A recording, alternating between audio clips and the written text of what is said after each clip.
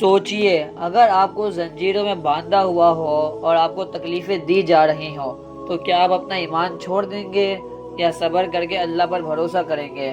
آج ہم پڑھیں گے صلح حدیبیہ کا واقعہ، جس میں ہم دیکھیں گے کہ صحابہ نے کیسے اپنے ایمان پر ٹکے رہے اور صبر کر کے اللہ پر بھروسہ کیا۔ یہ واقعہ ایمان تازہ کر دے گا۔ تو آئیے آغاز کرتے ہیں اس واقعے کا۔ 6 ہجری میں حضور اقدس صلی اللہ علیہ وسلم عمرہ کرنے کے ارادے سے مکہ کی طرف گئے اپنے صحابہ کے ساتھ۔ کافروں کو جب یہ خبر معلوم ہوئی تو انہوں نے اسے اپنی ہار سمجھا اور وہ ناراض ہوئے اور حدیبیہ کے مقام پر سارے مسلمانوں کو روک لیا۔ صحابہ اکرام جو آپ کے ساتھ تھے آپ پر جان دینے کو بھی تیار تھے، مگر آپ نے لڑنے کا ارادہ نہیں فرمایا بلکہ صلح کرنا پسند کیا۔ آپ صلی اللہ علیہ وسلم کے صحابہ کافی اداس ہوئے، ان کو دبنا پسند نہیں آ رہا تھا، مطلب وہ لوگ چاہ رہے تھے کہ لڑائی کریں، لیکن آپ صلی اللہ علیہ وسلم نے صلح کی خواہش کی۔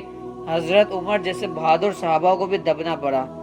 صلح حدیبیہ میں صلح کی شرطیں کچھ اس طرح تھیں کہ مسلمان اور کافروں کے بیچ میں 10 سال تک کوئی جنگ نہیں ہوگی۔ دوسری شرط یہ تھی کہ اگر کوئی کافر مسلمان ہوتا ہے اور وہ مدینہ آتا ہے، کسی بھی کام سے آتا ہے، تو مسلمان اس کو واپسی مکہ آنے دیں گے، مطلب مکہ جانے سے روکیں گے نہیں۔ لیکن تیسری شرط یہ تھی اگر کوئی مسلمان خدا نخواستہ اپنا دین چھوڑ کر کافروں کے پاس مکہ چلا گیا تو پھر اس کو واپس نہیں کیا جائے گا۔ تو اس شرطوں سے صحابہ کرام کافی ناراض تھے۔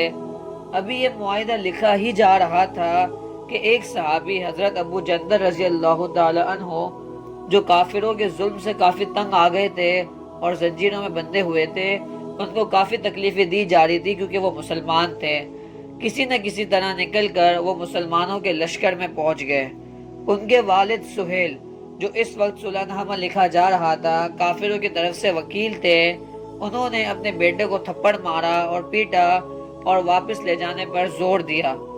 صحابہ اکرام کا دل ٹوٹ گیا کیونکہ حضرت ابو جندل کہہ رہے تھے کہ میں اتنی مشکلات سے مسلمانوں کے لشکر میں پہنچا اور اب مجھے واپس کیا جا رہا ہے۔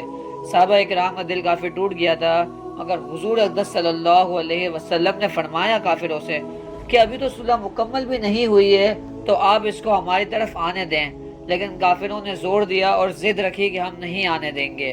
تو آپ صلی اللہ علیہ وسلم نے حضرت ابو جندل رضی اللہ تعالی عنہ کو کہا اور باقی صحابہ کو کہا کہ صبر کرو، اللہ جلد راستہ نکال لے گا۔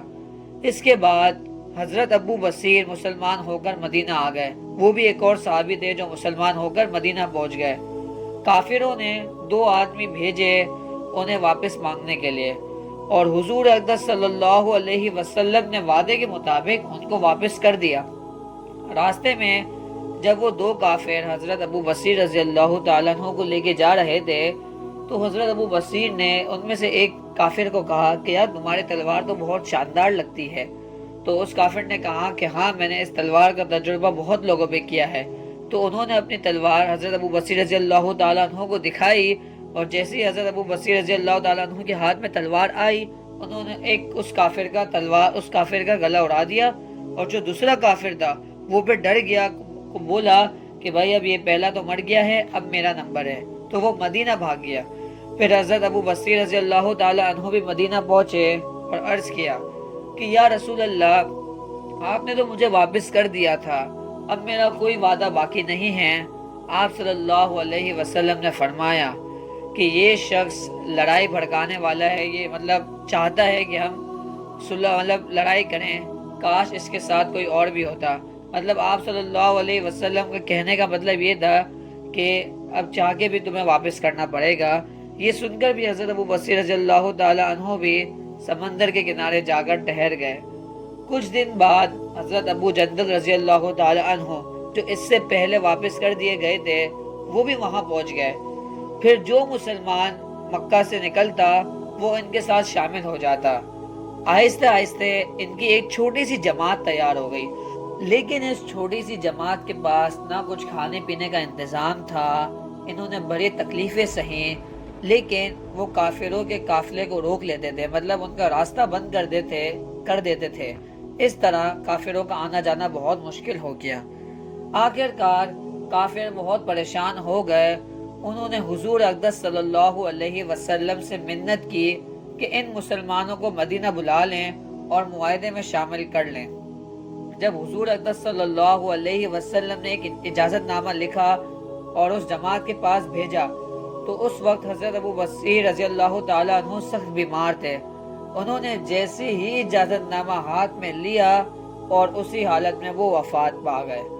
اس واقعے کا سبق یہ ہے کہ جو مسلمان اپنے دین پر قائم رہتا ہے تو کوئی طاقت اسے ہلا نہیں سکتی۔ اللہ نے وعدہ کیا ہے کہ وہ ہمیشہ سچے ایمان والوں کی مدد کرتا ہے۔ ایسے اور واقعات کے لیے ہمارے چینل کو سبسکرائب کریں۔ جزاک اللہ۔